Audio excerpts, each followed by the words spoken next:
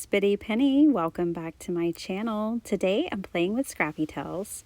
I have this Birdhouse pop-up card die set. I also have an add-on that's for the German house. I have home furnishings and this Mama Bird set.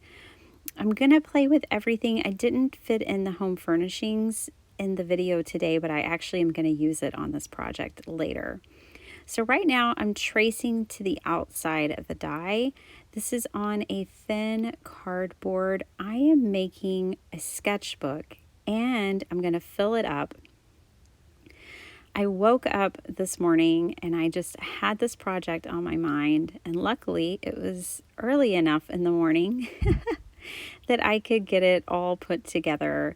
And I really love the way it turned out. So I grabbed some of my favorite paper, which this is Maggie Holmes' Garden Party.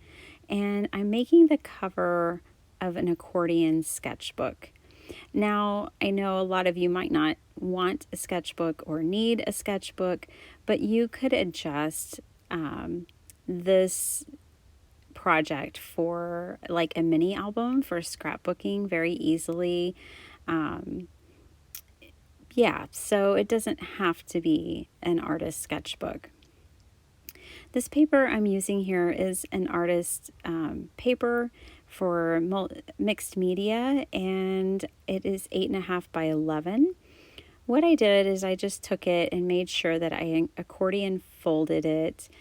First of all, when I woke up with this in my head, I knew exactly how many folds I wanted because I had a whole scene in my head, which you guys are going to see. But you could add as few or as many folds and pages as you like.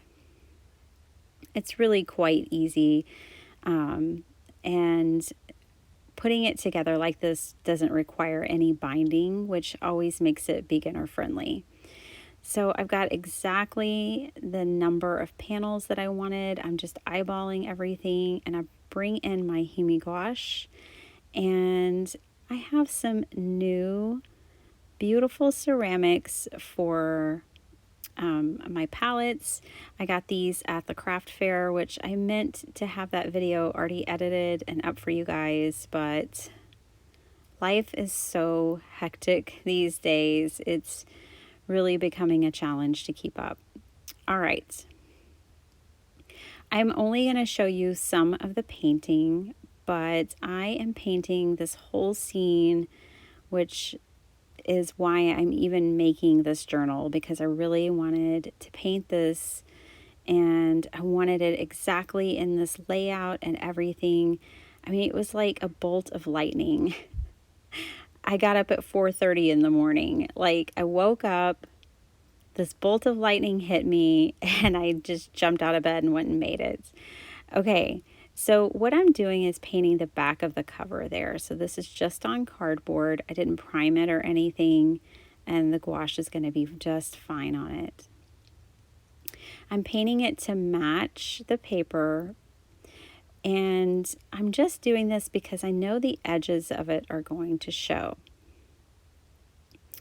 All right, so the style that I'm painting all of this in is very like folk art, naive art style. I have always loved folk art very much.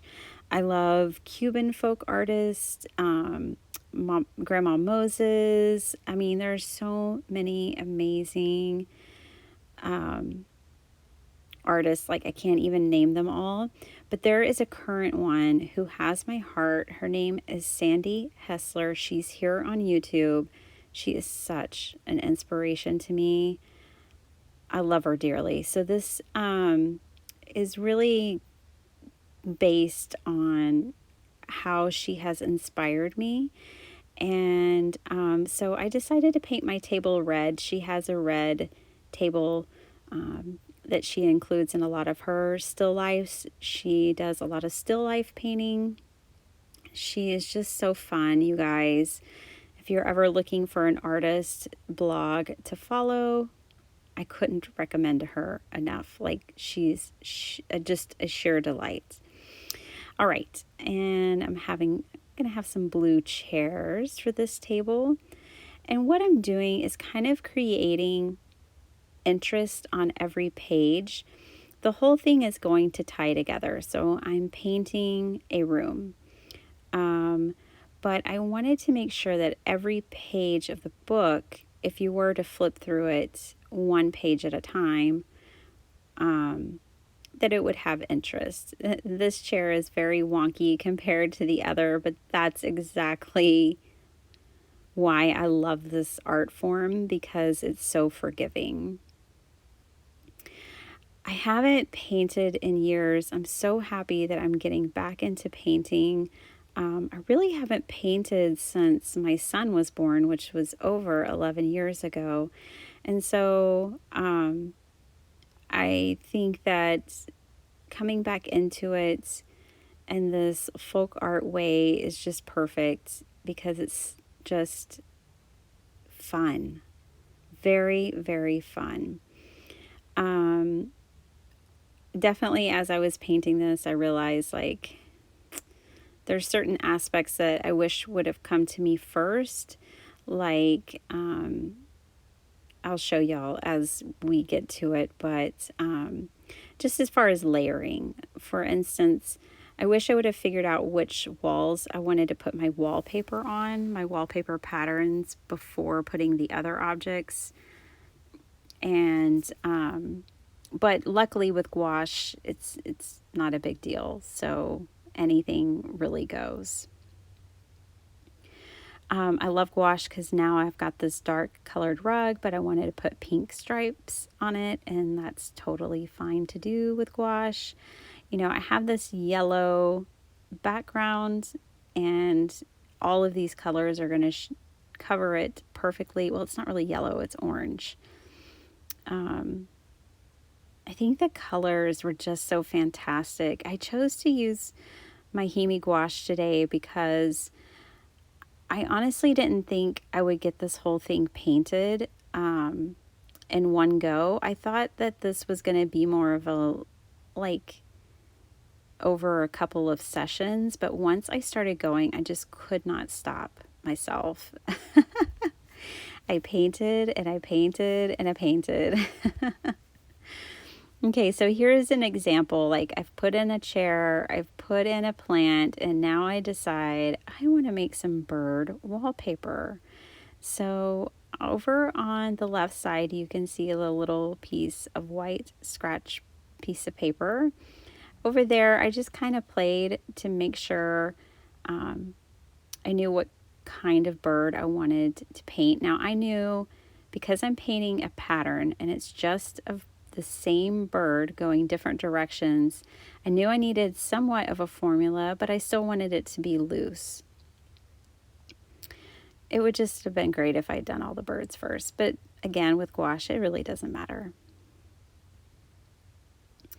So this little philodendron plant is just beautiful. I love philodendron, but we don't have any because it's poisonous, extremely poisonous to dogs. And our dog loves flowers and plants. So like, she likes to nibble on them. So we don't have any in our home, but that's great. I can have it in my art. All right, I'm going to add some curtains. So as I'm painting here, definitely, don't be discouraged if you come across this video and you're like, I do not need a sketchbook. I don't know what she's doing. I thought she was a card maker. You could totally use different scrapbooking papers for this same project and make this come out. Now, you could tell if you went back and you were wanting to make this, that I did fold my paper so that it would fit within the cover, the front and back cover. And I didn't use my dies in a typical way. So I didn't actually die cut anything. I used them as a template to cut the shapes out.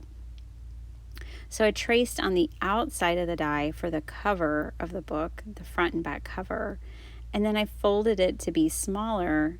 I placed my covers on top of my paper, and then that's when I trimmed it. So it's slightly smaller, which that's why I painted the insides of my covers. So when I added this paper, it would look pretty seamless. And it totally works for me. I mean, this is just my own whimsical little journal now. And when I say journal, that's because these back pages I actually turned into a journaling space. I don't know what I want to write in it yet, so I haven't written anything in it, but I did complete the painting, which makes me very happy. I grabbed my add-ons. I wanted this roof. Now this roof might have come, and I just mixed up my dies, but it may have come with the original Birdhouse. I was toying with doing the German roof, but I just decided not to. And then I wanted my little house to be actually a birdhouse on the outside, because my husband always teases me about nesting like a mama bird. So I wanted my house on the outside to be a birdhouse. And then I've wanted to use these Hummingbird stamps since the day they were released, and I'm finally getting an opportunity. I just love the way that these are drawn. They're so beautiful. And so these are hummingbirds, and this set is so great. It has so many really nice sentiments for Mother's Day cards, and that is something I can always use in my stash. And then it's got just these gorgeous birds, and you can get matching dies as well. I just hand cut mine out today. I colored up two because I just wasn't sure which one I wanted to use. I kind of laid the stamps both over the birdhouse, and I just really couldn't decide. So I just decided to paint them both, cut them out, and then decide. So I just used really rich colors. I don't know if I got the colors right. I didn't look at a reference photo. I just did what I wanted to here, but you could definitely look at a reference photo of hummingbirds before you paint. I just went for what made me happy.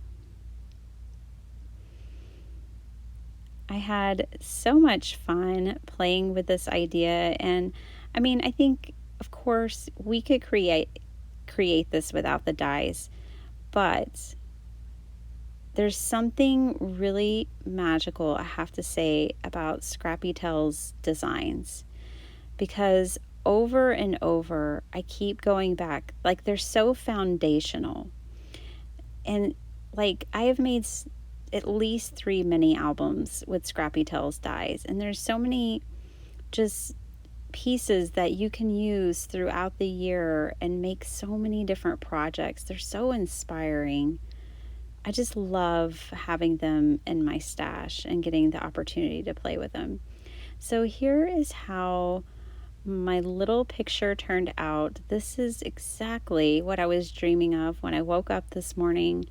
I feel so blessed I had the opportunity to sit down and make it. I hope you guys enjoyed it. I know it's very different. This could totally be a card, by the way. In fact, I don't know, maybe it'll be an anniversary card or a card for my hubby. I did paint him and I in those portraits on the wall. And it does remind me of our house. And here's how I did the back. I just used some scrapbook paper and some washi tape and just gave myself place to write. That's where I want to use those home furnishing stamps from Scrappy Tails as well. Such a different project. I hope you guys enjoyed it. I got tremendous joy from making this, and I'm delighted to share it with you. So go check out Scrappy Tails. I have it linked down below, and I'll see you next time. Bye.